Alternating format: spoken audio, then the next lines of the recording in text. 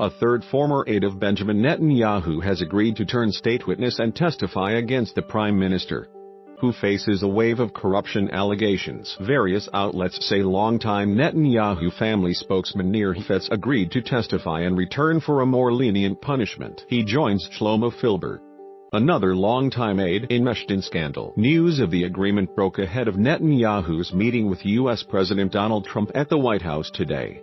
The widely reported agreement between Israeli authorities and Nir Hefetz, a former spokesman for the Netanyahu family, comes as corruption investigations into the prime minister intensify. Israeli police provided no details on the reported agreement. An aide to Netanyahu immediately denounced the reports and proclaimed the long-serving prime minister's innocence. "When there's something there, it doesn't take even one state witness," the aide said. "And now, even 1,000 state witnesses will not help." On Sunday, an Israeli court released Hefetz and telecom's mogul Shlomo and put them under house arrest after 14 days in custody. Hefetz is alleged to have acted as a messenger between Netanyahu, Alovich's telecoms group Bezek, and news website Walla. Media reports say police suspect Bezek was given regulatory breaks in return for Netanyahu receiving positive coverage on Walla, a news website owned by the telecoms group. Hefetz is also suspected of trying to bribe a retired judge to block a probe into the prime minister's wife, Sarah Netanyahu, over alleged misuse of public funds, according to the reports.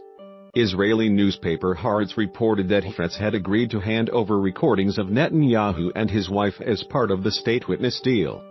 The Attorney General is now considering how to move forward in those cases. In one case, Netanyahu and family members are suspected of receiving 1 million shekels $285,000 in gifts, including luxury cigars, champagne and jewelry, from wealthy figures in exchange for financial or personal favors. In the other case, investigators suspect the premier of trying to reach an agreement with the owner of Aide newspaper for more favorable coverage.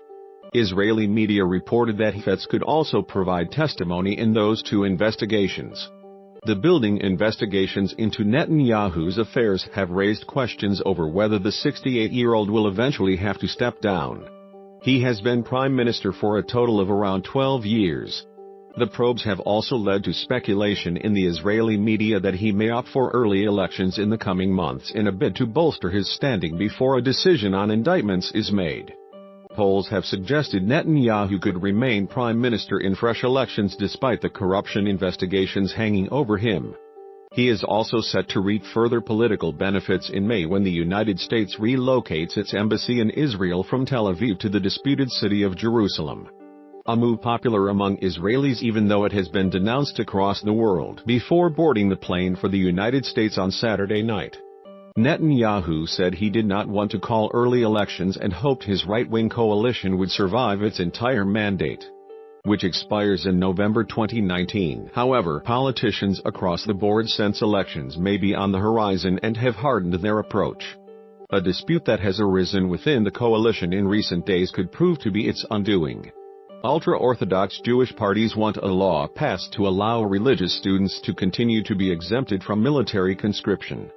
Other members of the coalition oppose such a law, but the ultra-Orthodox have threatened to block a 2019 budget that Finance Minister Moshe Kalan wants to see approved this month. Tell me where the freak's at.